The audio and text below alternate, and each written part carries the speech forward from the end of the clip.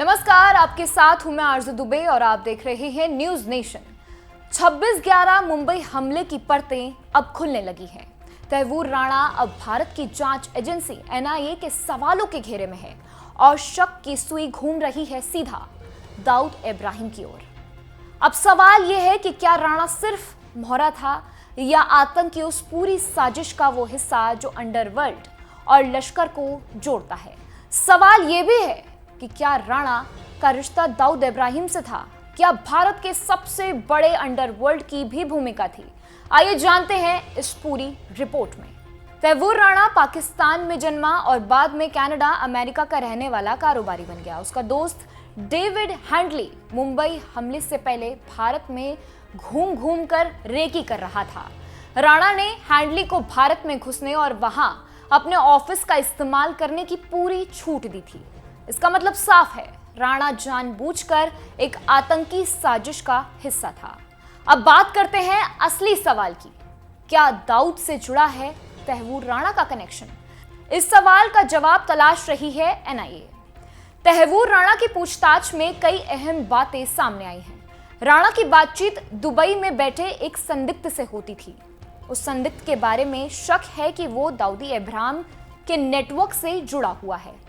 जांच में यह बात भी निकलकर आई है कि 2005 से ही हमले की प्लानिंग चल रही थी, जिसमें सिर्फ लश्कर-ए-तैयबा ही नहीं बल्कि दाऊद का पैसा और नेटवर्क भी इस्तेमाल हो सकता है। दाऊद इब्राहिम भारत का मोस्ट वांटेड आतंकवादी है, जो मुंबई बम धमाकों का मास्टरमाइंड है, जो आज पाकिस्तान में छुपा बैठा है।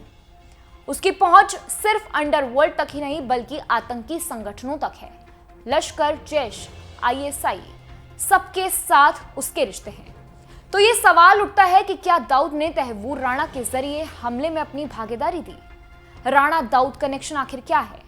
किन सुरागों पर काम कर रही है एनआईए? राणा की कुछ फोन कॉल्स और चैट्स की जांच की जा रही है। मुंबई में जो शख्स उसके संपर्क में था वो दाऊद के करीबी होने का दावा कर रहा है। राणा के जरिए लश्कर और दाऊदी नेटवर्क के बीच कॉन्फिडेंशियल की संभावना जताई जा रही है। इसके अलावा फीडिंग और लॉजिस्टिक सपोर्ट पर भी पड़ताल की जा रही है, जिससे यह पता लगाया जा सके कि हमलों के लिए फाइनेंस आखिर कहां से आया था। अगर दाऊदी कनेक्शन साबित होता है तो क्या होगा? अगर यह साबित होता है कि तैमूर राणा और दाऊद इब्राहिम की साजिश आपस की जुड़ी हुई है तो ये 26/11 हमले के लिए एक बड़ी साजिश की पुष्टि होगी। इसका मतलब है कि हमला सिर्फ लश्कर या आईएसआई का नहीं बल्कि अंडरवर्ल्ड का भी षड्यंत्र था। भारत सरकार दाऊद पर पहले से ही दबाव बना रही है और ये केस उसे अंतरराष्ट्रीय स्तर पर और अलग तरीके से पेश कर सकता है। इससे दाऊद के नेटवर्क की असली ताकत और उसके आतंकी संगठनों से संबंध उजागर हो सकते हैं। एनआईए लगातार तैमूर राणा से पूछताछ कर रही है। अमेरिका से उसे भारत लाना एक बड़ी कूटनीति और जांच संबंधी जीत थी। अब उसकी बातों से हमलों के पीछे की परतें लगातार खुल रही हैं।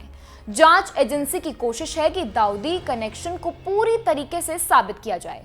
अगर ये कनेक्शन मजबूत होता है तो ये भारत के आतंक के खिलाफ संघर्ष में एक बड़ा हथियार बनेगा।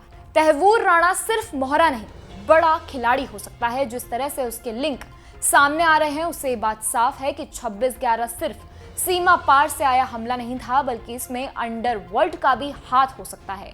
तैमूर राणा का रोल अब केंद्र के हाथ में है और दाऊद इब्राहिम का नाम फिर उसी अंदाज में गूंज रहा है भारत की सबसे बड़ी आतंकी कहानियों में। कैसी लगी आपको हमारी ये खबर? कमेंट बॉक्स में कमेंट करके जरूर बताएं और मेरे साथ यानी आरजू दुबे के साथ देखते रहिए न्यूज नेशन। नमस्कार। न्यूज नेशन अब व्हाट्सएप पर खबरों की ताजा अपडेट के लिए न्यूज नेशन के इस क्यूआर कोड को स्कैन करें।